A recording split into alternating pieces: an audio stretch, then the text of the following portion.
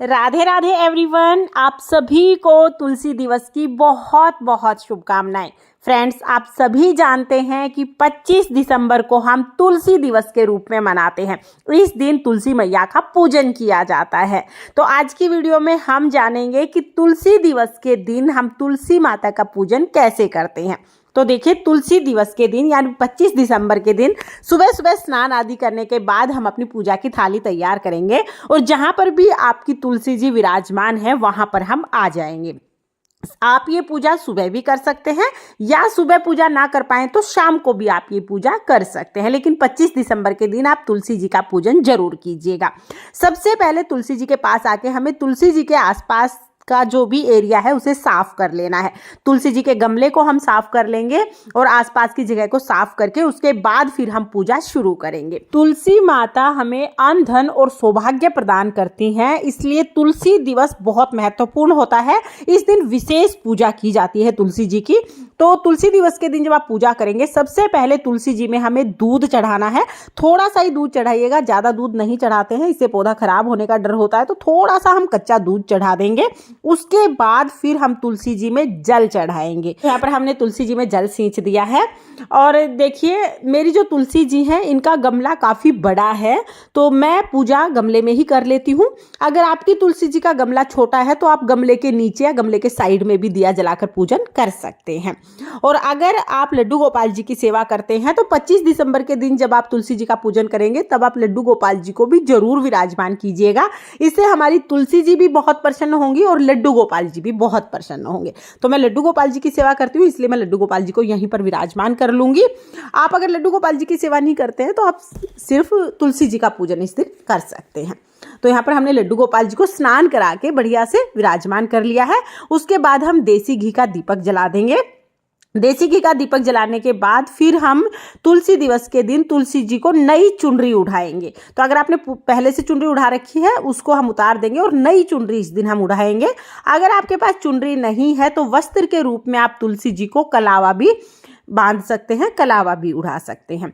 फिर हम तिलक करेंगे, तो रोली से हम यहाँ पर तिलक करेंगे। पहले हम लड्डू गोपाल जी को तिलक कर देंगे, उसके बाद हम तुलसी जी को तिलक करेंगे। अगर आपकी तुलसी जी में आपने शालिग्राम भगवान को भी विराजमान किया है तो आप शालिग्राम भगवान को भी तिलक जरूर कीजिएगा।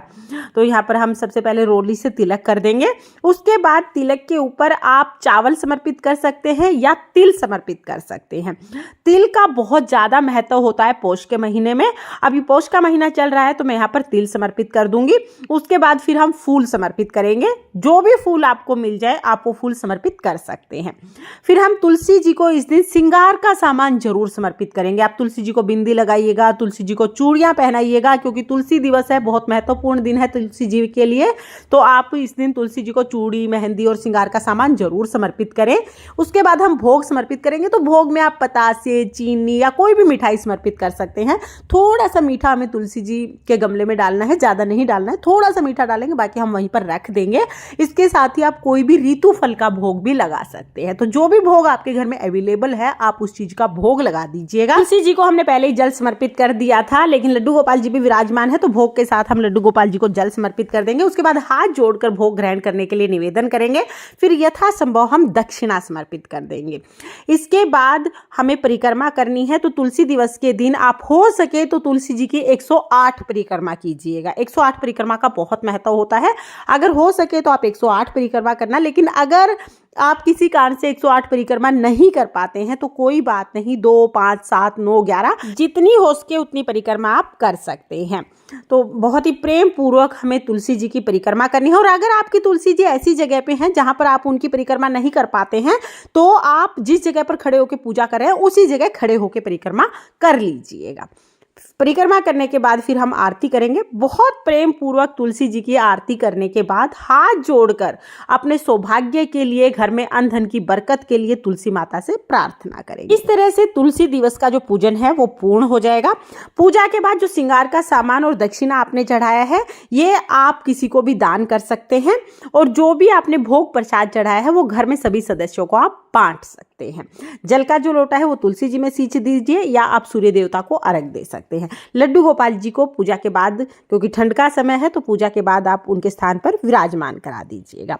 इस तरह से बहुत सरल तरीके से तुलसी दिवस के दिन हमें तुलसी जी का पूजन करना है।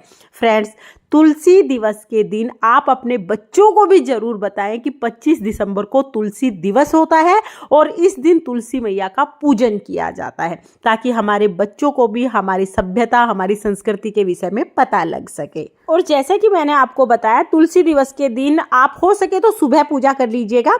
सुबह अगर पूजा नहीं कर पाते हैं तो आप शाम के समय भी तुलसी जी का पूजन कर सकते हैं। तो फ्रेंड्स, तुलसी पूजन की ये सरल विधि आपको कैसी लगी कमेंट करके जरूर बताना। और अगर ये वीडियो आपको पसंद आया हो, वीडियो आपके लिए थोड़ा बहुत भी यूजफुल हो, तो प्लीज़ वीडियो को लाइक कर देना। और हम महिलाएं घर में तीज त्योहार कैसे करते हैं ये देखने के लिए मेरे चैनल को सब्सक्राइब कर लेना। राधे राधे।